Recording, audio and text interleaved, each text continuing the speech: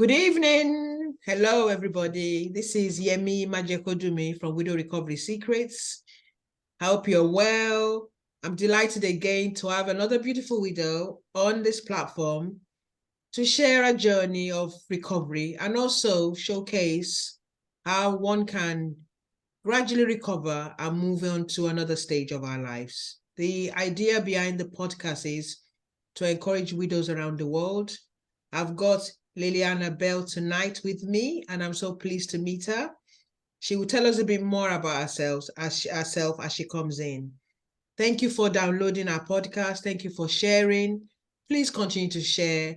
And I'm sure a lot of you know, or may do not know, we're now on YouTube. So find us on YouTube. The links will be in this platform also. So welcome, Llianabel. It's lovely to have you on the platform. In spite of all the ups and downs, we finally made it tonight. So can you tell us a bit about yourself? What part of the world you're based? And then I pass it to you. Hello, Yemi. My name is Llianabel. I'm originally from Ecuador. I was born there, but I relocated to the United States in 1990. I currently live in New York, and I have 3 adult children who are going to college, and I've been a widow for about 3.5 years now. Wow. So it hasn't really been very long. No. No, not really. Okay, so can I just say, I'm sorry for your loss, yes, and it's a shame we're meeting these circumstances, but I always say to those our listeners that as long as we're alive, there's always hope. The journey of widowhood is not easy, but I do believe that we get stronger through the ties we make, and the more we share, and the more we lean into it.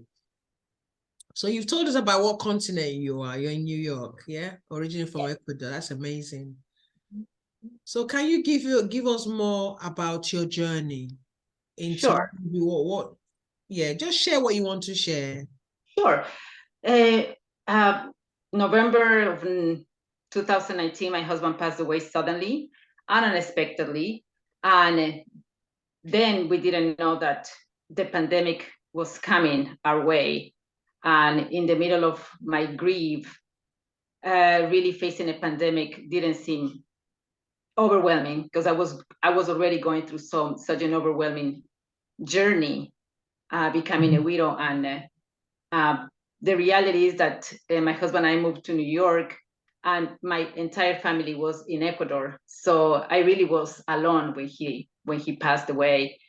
Fortunately, my parents and my sisters were able to fly to New York and help me through this. And at the time, my kids were still in high school, and they were really my focus to keep moving forward. But looking back, I really don't know how I made it through, because what they call now, what I know the word they use now is the widow brain. Just my brain was in such a fog that I just couldn't think straight. I couldn't make the right decisions. I was just going through the motions.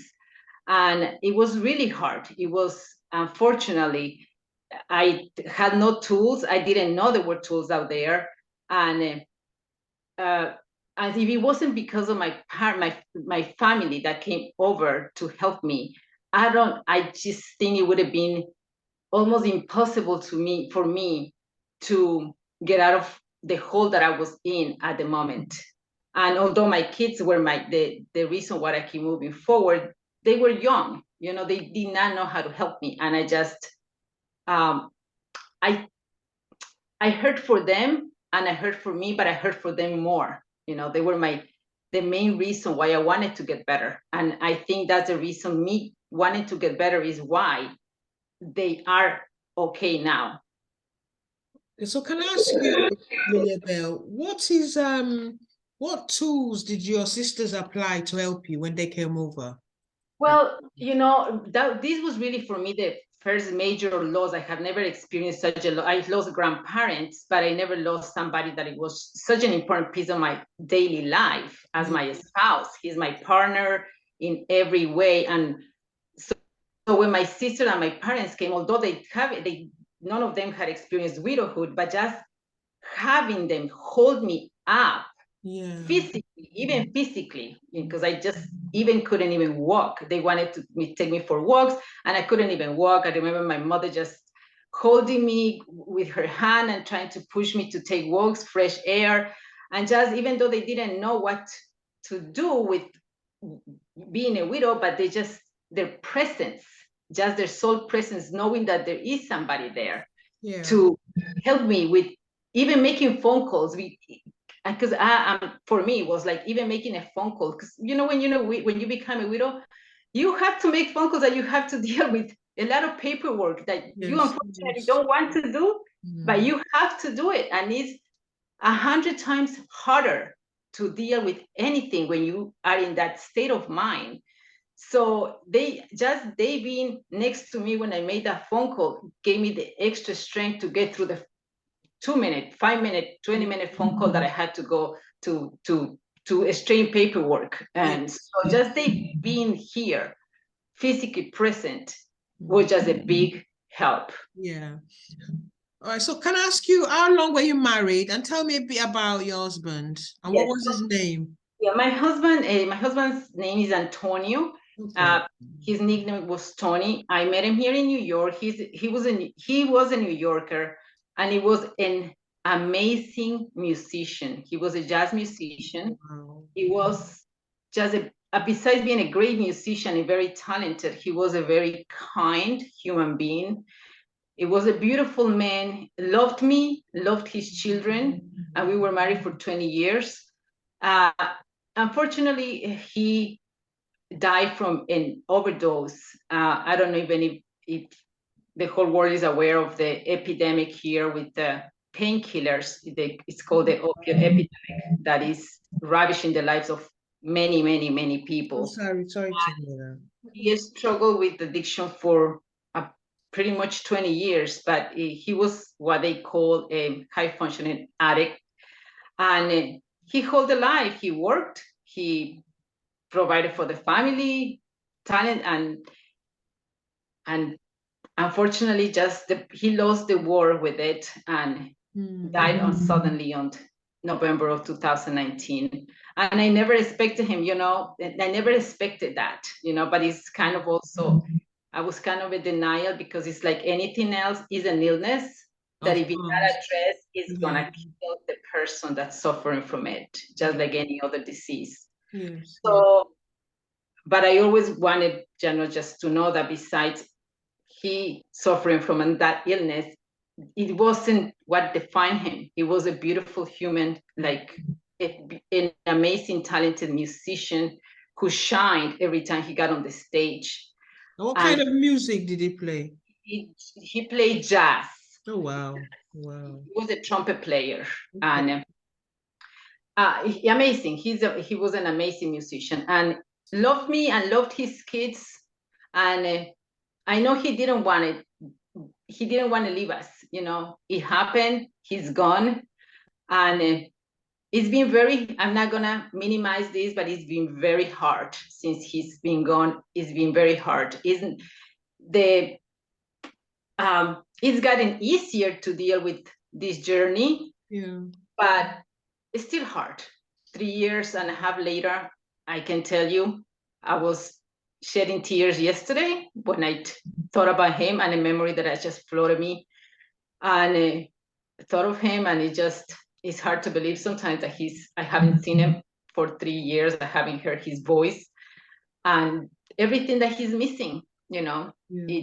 it's very hurtful, because he's missing a lot of things. I heard for him missing the things that he would have loved to see, his children accomplished, myself accomplished.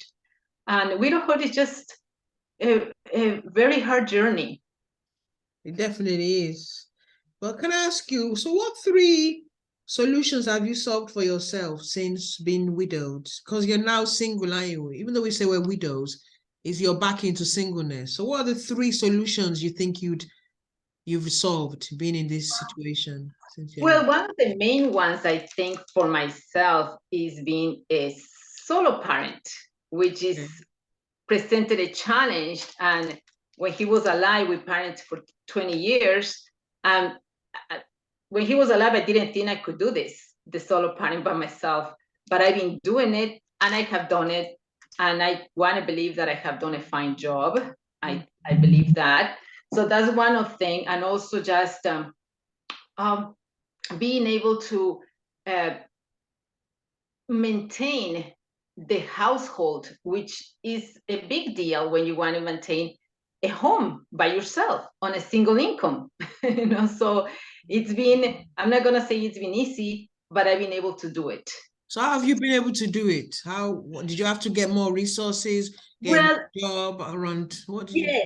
So when he died, I had quit my job because I went back to school. So when he died, I was jobless, and I went back to the workforce, and I was, thank God I was able to get a job. And then second, I'm in a country that it supports people that are struggling financially. Okay. So I was able to get resources, financial resources, to help me through the tough times. Okay. So that was nice. And I also had my parents who were very supportive emotionally and financially as well.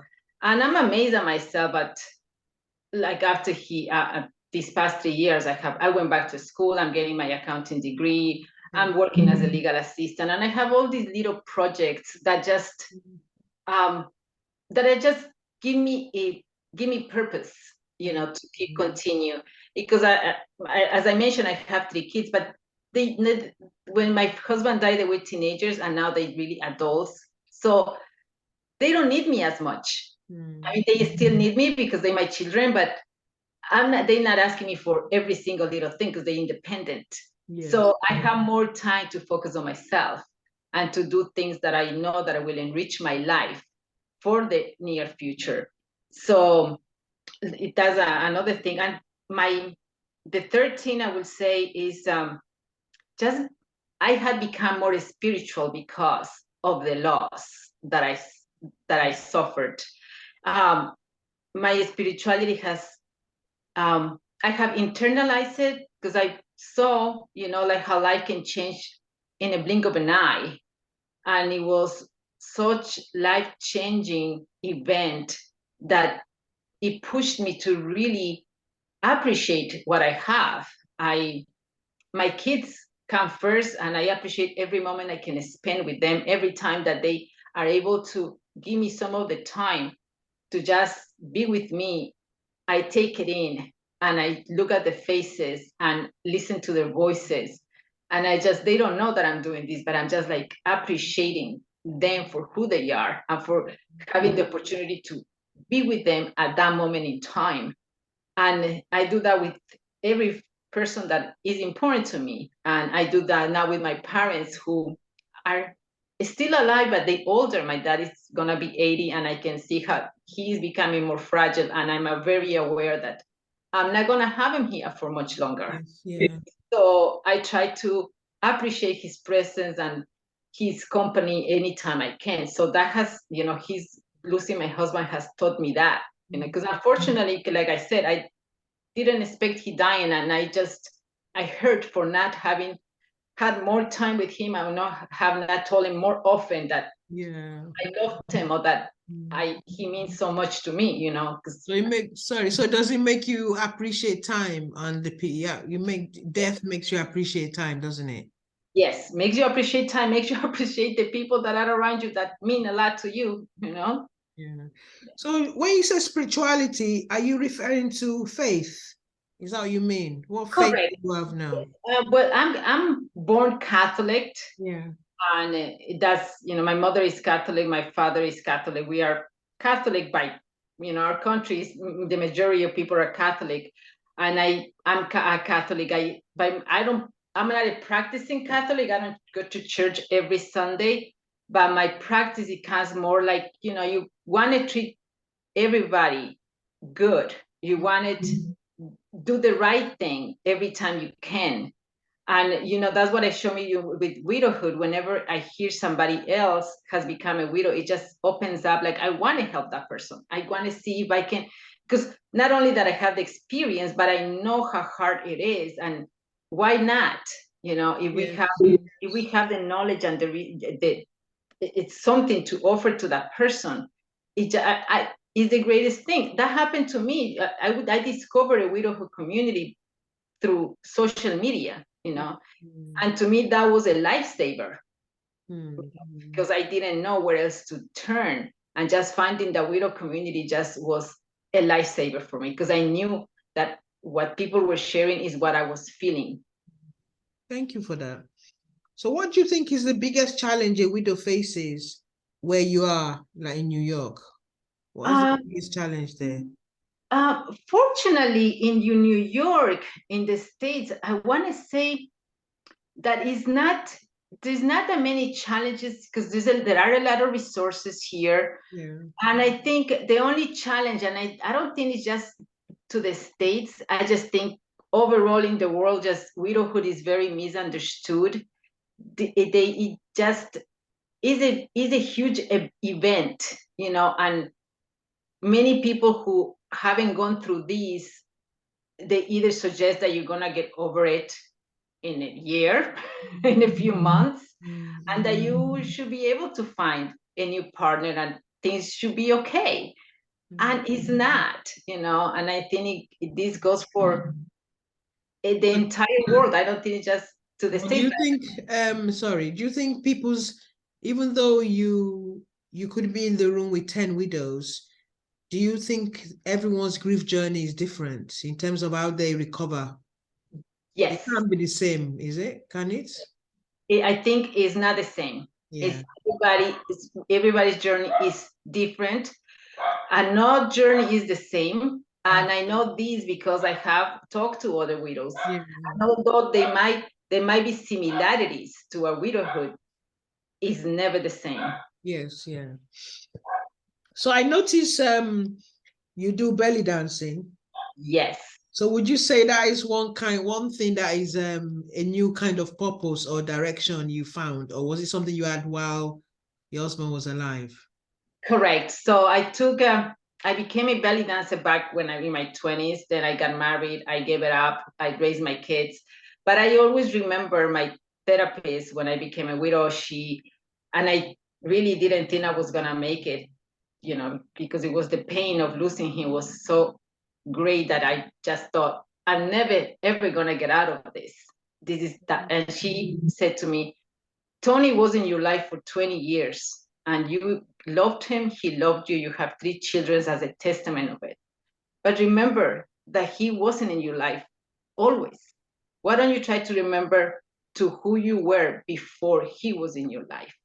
And I remember I was in my 20s, I was belly dancing, and belly dancing brought life in my face. My face shines and I smile and I feel the music, and I was like, she's right. I can go back to that, and it's something that is one of my passions, and it's something that when I'm doing it, I feel it all over, and I know it feels right. That's amazing. So can I ask you, just out of interest, how did you get back into it? What process did it take to go back into belly dancing? Well, pretty much I try to look for me, instantly, if I play the music, I automatically dance, but also I need to have like some kind of goal or something that to look forward to, like if I'm going to perform or if I'm going to teach a class. So I start looking for events or something that people want to teach a class. So that gives me like a motivation to keep practicing, and now I'm doing like one show a year for this fitness event that happens every June. So that keeps me motivated to, like, I look forward to that. So I practice, I feel the music, I dance, and that keeps me active in the belly dancing. That's amazing. So that obviously, and you get fitter as well, don't you? Right. Yes. Yeah. That helps. Yes. So what kind of show is it? Can you tell me a bit more about the show? So the show is really geared towards the elderly and to keep them fit in their elder years. So they have this event every June or July in the summer, and it's a big event, and different instructors like Pilates, yoga instructors come and they teach their class to the elderly. And then I do my class and I teach them how to belly dance, and I do a little show for them, and then I teach them how to belly dance. And it's a lot of fun and I love it. I enjoy it and they enjoy it too. So it's great. So that must have really boosted your confidence as well. Yes, definitely. Yes, absolutely. Because you're even, as you're talking about it, you're beaming, you're smiling all over. I can see you smile. As you talk about it, Yes. you look so happy. It's amazing. Okay, let's see what other thing can I ask. So you've mentioned the beta. So can you mention 3 factors that still keep you inspired despite your loss? Yes, well, the one, my children. I gotta say that for me is my biggest motivation and inspired to keep moving forward and to keep alive my kids. My second thing is just life in general. One of the things that I love about life is all the things that you can learn and you can enjoy and you can experience. And one for me is traveling and seeing different cultures. And that's my next thing. I want to travel. I want to go to Asia. I want to go to Africa. I want to go to Egypt. I want to go to because I like different cultures. So that's another thing. I'm looking forward to that. And the third thing is like retirement. So when I don't have to work, I want to retire back to my home country one day and be able to just go back to my roots. Although New York is my other country, my heart is here, but my biggest part of my heart is in Ecuador still. So would that involve setting goals in terms of your retirement, in terms of wealth creation and stuff like that? I'm sorry, can you repeat that again? No, what I'm saying is in terms of retirement, Yes. quotes in quotes. So that would require you setting a goal of how much you need to have to live on and stuff like that, wouldn't it? Correct. Yes. So I'm working on all that because my goal is not to retire at a too old of an age, because I still want to be able to have enough health to travel, to belly dance, to do all these things that I want. And I think Ecuador offers that. I have family there. Like I said, my parents really live there. I have one sister that is there. And my heart is a big part of my heart is in Ecuador. And I feel that that's where I'm going to be. That's amazing. That's beautiful. So my question I ask a lot of people is, I know it's been 3.5 years, which is still fairly new, your loss. But do you ever see yourself maybe in 5 years, 10 years, having a new relationship? Is it anything that's come across your mind? Yes, definitely. Although in early grief, it did not. With time, I have opened up myself I have actively been dating with not really a big success, because I have realized that it's really very rare to find that special connection with another human being. And but I'm open to it. But I'm also okay if it doesn't happen. I'm not I don't want to use the words desperate, but I'm open to finding that person or to meeting that person. But if it doesn't happen, I'm okay if that person doesn't come into my life. There are other things that can fulfill my life. Yes, yes. That's interesting. Wow. How would what you in coming today to share your journey? What is one thing you would say to widows who are perhaps just recently had a loss or in their first year of loss? What would you say to them? I will say to them that it does get better, although it doesn't feel like it is.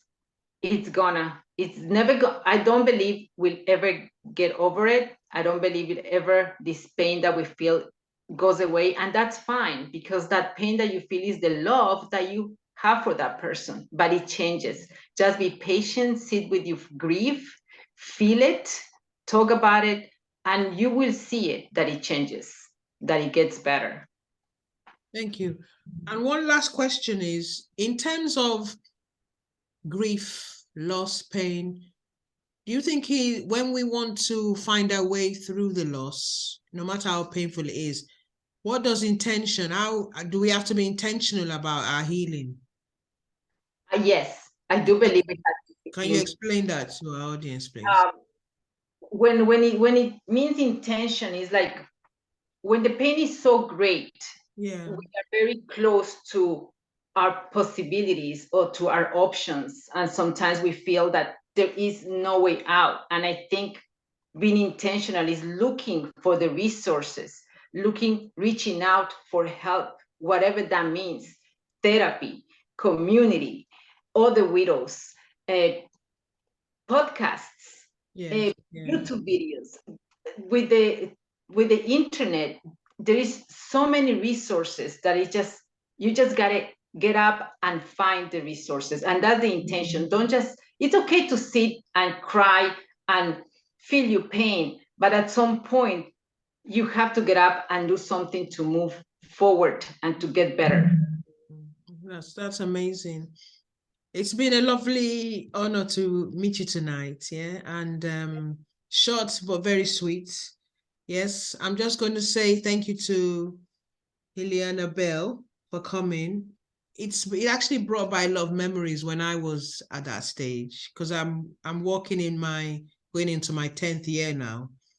But it made me see what I used to talk about then, and you really encouraged the audience.